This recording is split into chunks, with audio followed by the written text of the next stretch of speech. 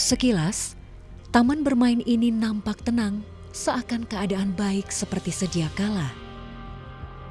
Ayunan yang diam, kursi panjang yang tak pernah lagi diduduki, daun-daun yang berguguran, semuanya membisu.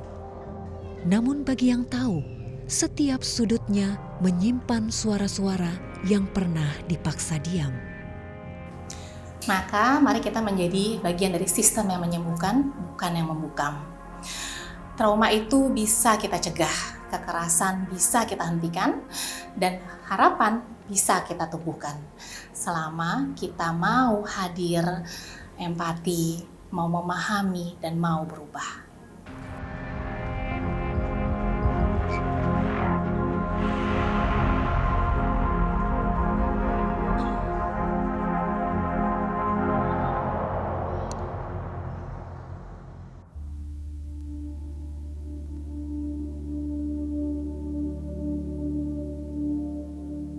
Dalam sunyi tembok tempatnya bernaung, di antara doa-doa yang teriring, seorang perempuan mengabdikan hidupnya bukan hanya untuk Tuhan, tetapi juga untuk mereka yang disakiti oleh manusia.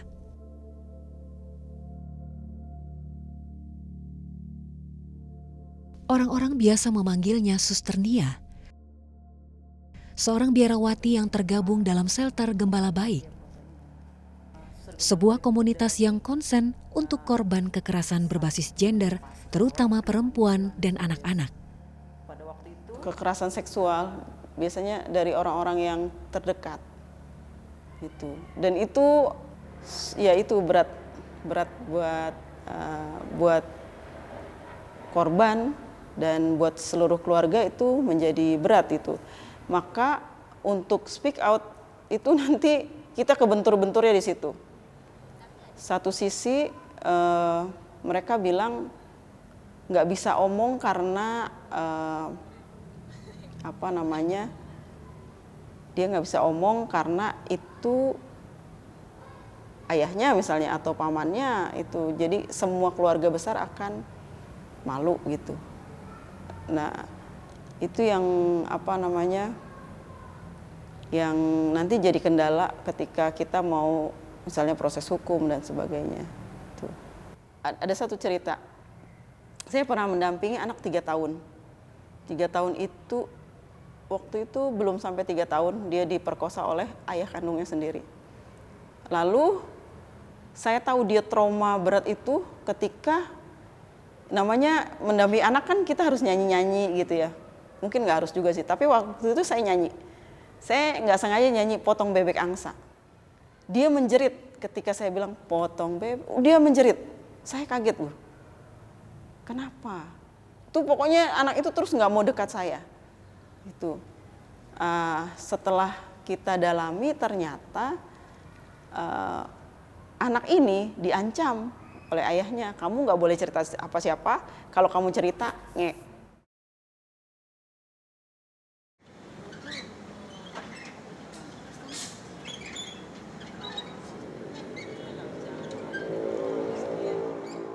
Karena ayahnya ini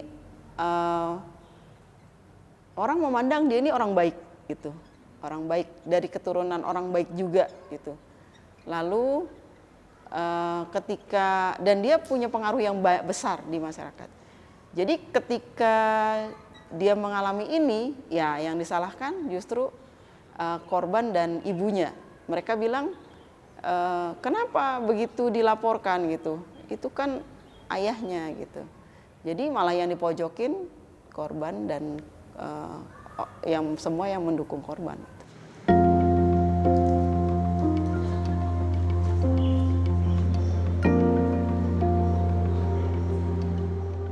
Kekerasan seksual tak selalu meninggalkan jejak yang dapat dilihat. Hal ini tampak jelas, namun terasa menusuk. Bagi yang pernah mengalami, melewatkan itu semua memang tak mudah. Apa yang dilihat, didengar, dan dirasakan membuat perasaannya berkecamuk. Sehingga tak jarang para korban mengalami trauma yang berkepanjangan. Sebenarnya PTSD itu kita bisa bilang itu sebagai post traumatic stress disorder, yang mana itu merupakan situasi yang muncul setelah seseorang mengalami situasi peristiwa traumatis dalam hidupnya. Jadi kalau misalnya kita bilang bentuk PTSD-nya kepada kekerasan seksual, misalnya kejadian setelah seseorang itu mengalami PTSD khususnya pada kekerasan seksual, gejalanya itu bisa mencakup dari panic attack, atau dia mengalami mimpi buruk, sensasi terhadap tubuh, aroma, itu bisa menimbulkan flashback. Bu, izin tanya, kira-kira dari yang tadi PTSD yang sudah Ibu jelaskan tadi itu, PTSD itu bisa disembuhkan atau tidak ya? Yang dibutuhkan pertama bukan sekedar nasihat. Banyak orang dengan mudah bilang, you just need to forgive and forget, gitu kan. Kamu perlu maafin aja dan bisa lupakan. Padahal nggak semudah itu, ya. Jadi para penyintas PTSD ini, mereka sebenarnya butuh untuk dirangkul. Mereka butuh untuk kita mau mendengarkan.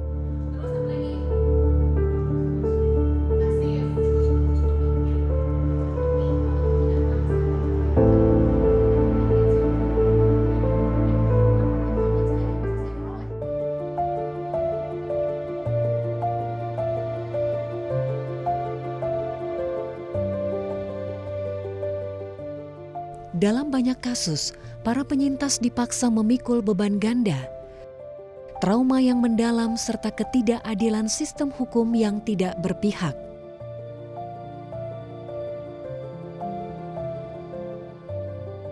Restitusi hadir sebagai salah satu bentuk pemulihan. Dalam naungan payung hukum Undang-Undang Tindak Pidana Kekerasan Seksual, restitusi bukan hanya sekadar materi, melainkan upaya untuk mengembalikan hak, martabat, dan keseimbangan yang dirampas.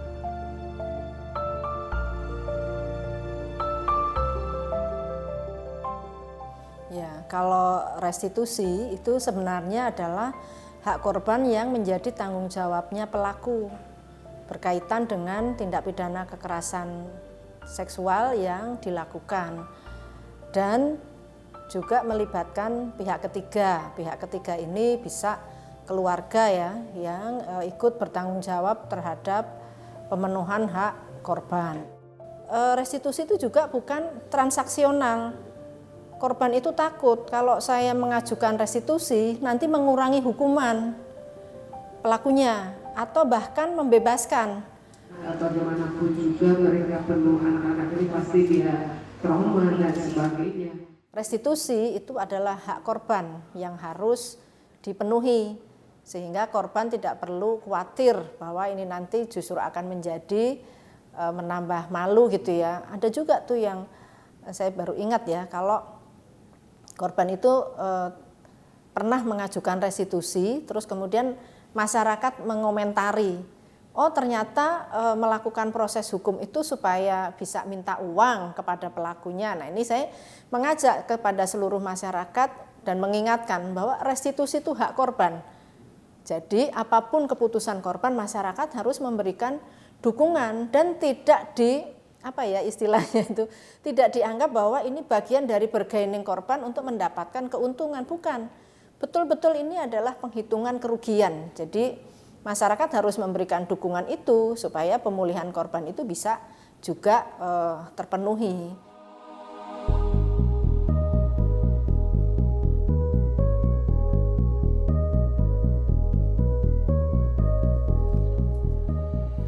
Di Indonesia, restitusi untuk korban kekerasan seksual masih samar pelaksanaannya. Banyak penyintas yang pada akhirnya berjuang sendirian tanpa akses terhadap keadilan dan pemulihan yang layak. Sementara di atas kertas, hak itu ada.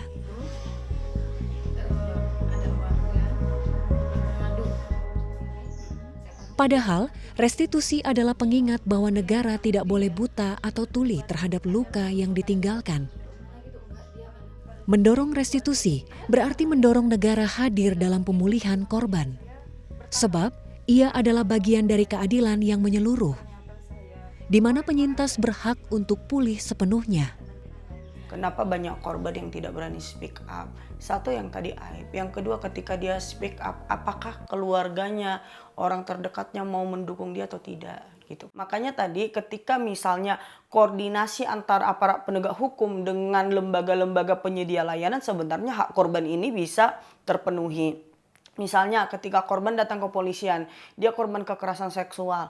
Nah, kepolisian harus berkoordinasi dengan LPSK supaya LPSK ini yang menghitung kerugian korban gitu.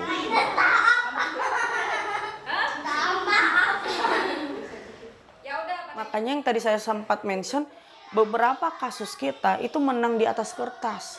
Diputus di pengadilan restitusinya 100 juta. Ini kasus eksploitasi anak yang kami dampingi itu menggunakan TPKS. Sampai sekarang tuh putusannya nggak berjalan terkait eksekusi. Nah, sedangkan eksekusi restitusi itu adalah tugas jaksa. Nah, itu nggak berjalan. Nah, ketika ini nggak berjalan, gimana nih nasib anak ini? Sedangkan kerugiannya itu banyak gitu kan ya, secara fisik, materi, dan lain-lain.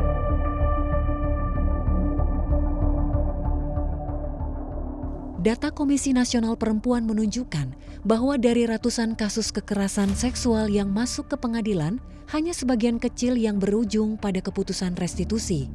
Mirisnya, hanya sedikit yang benar-benar direalisasikan. Minimnya pemahaman aparat penegak hukum tentang pentingnya restitusi menjadi tantangan yang nyata saat ini. Terlebih, persoalan kekerasan seksual acap kali berakhir di meja perundingan, bukan melalui proses peradilan. Kami kadang-kadang mencurigai apa karena kasus-kasus ini bukan kasus-kasus yang dalam tanda petik akan populer ya, akan mendatangkan banyak keuntungan buat para penegak hukum, apakah itu atau ya nggak tahu apa memang pembentukan mereka untuk punya perspektif gender itu ya belum sepenuhnya baik gitu. Waktu kali lalu ketika kami mendampingi kasus kekerasan seksual juga, itu polisinya ada yang bilang gini, udah bilang aja sama orang tua kamu damai. Wah, masa kekerasan seksual damai, itu damai dari mana gitu kan. Nah, jadi gitu. Mungkin pemahaman baik para penegak hukumnya ini yang harusnya sama gitu.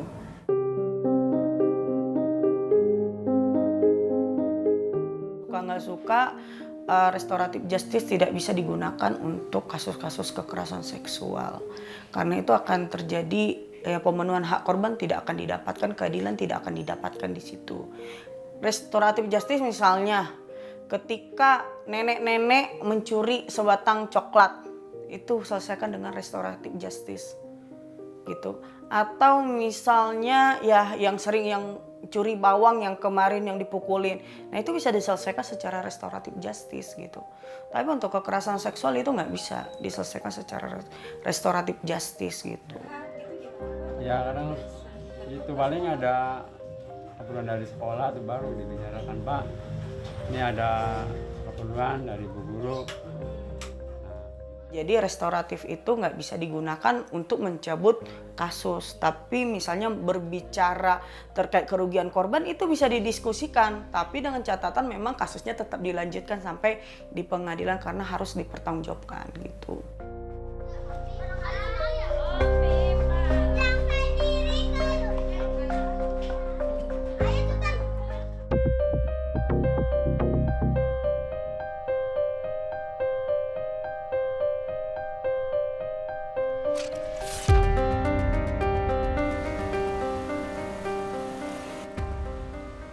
Undang-Undang Tindak Pidana Kekerasan telah disahkan sejak tahun 2022 lalu. Langkah ini dipandang sebagai tonggak penting dalam perjuangan panjang melindungi korban kekerasan seksual. Berbagai elemen harus satu suara agar menciptakan perspektif korban, sehingga restitusi kelak bukan menjadi barang yang sulit untuk dijangkau. Karena restitusi bukan akhir dari perjuangan korban, tetapi awal dari penyembuhan. Hadirnya LPSK ini kan untuk korban gitu. Jadi saya mengajaklah kepada seluruh masyarakat luas gitu ya untuk memanfaatkan lembaga perlindungan saksi korban ini di dalam proses penegakan hukum. Sehingga kita bisa mewujudkan cita-cita dengan lahirnya Undang-Undang TPKS itu ada lingkungan yang bersih dari kekerasan seksual karena memang efek penjeraannya berjalan secara efektif.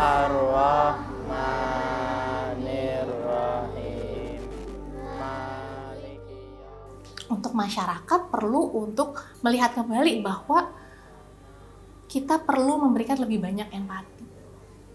Empati itu apa? Empati itu bukan sekedar kita hadir dan nengok. Empati itu adalah kemampuan kita untuk menyadari bahwa kamu di sini nggak sendirian.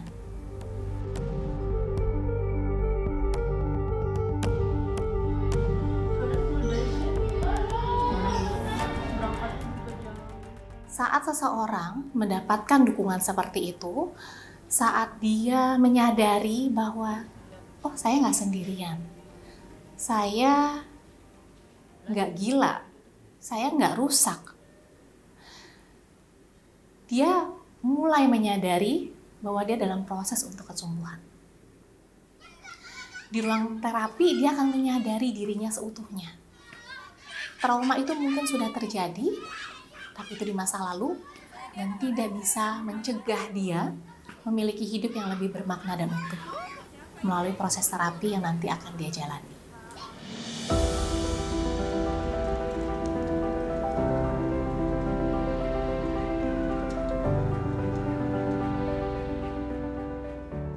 Yang menyentuh bagi saya adalah ketika gini, banyak dari mereka yang setelah selesai menjalani program, kata-kata yang sering saya dengar adalah, "Suster, terima kasih karena tempat ini bisa menerima orang seperti saya."